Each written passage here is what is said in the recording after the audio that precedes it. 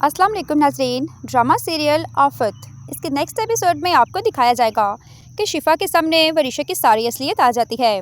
शिफ़ा वरीशा की यूनिवर्सिटी में जाती है तो वहाँ उसे पता चलता है कि वरीशा तो यूनिवर्सिटी आई ही नहीं। शिफ़ा बहुत ही ज़्यादा परेशान हो जाती है और कहती है कि वरीशा अगर यूनिवर्सिटी नहीं आई तो फिर कहाँ चली गई। इतनी देर में वहाँ पर वरीशा की फ्रेंड आती है और वो उसे वरीशा का ब्रेसलेट देती है और उसे बताती है कि वरीशा रात को अपनी दोस्तों के साथ पार्टी में थी और वहाँ पे उसने ज़्यादा ड्रिंक पी ली थी, जिसकी वजह से वरीशा बेहोश हो गई और अपना ब्रेसलेट वहीं पे छोड़ गई।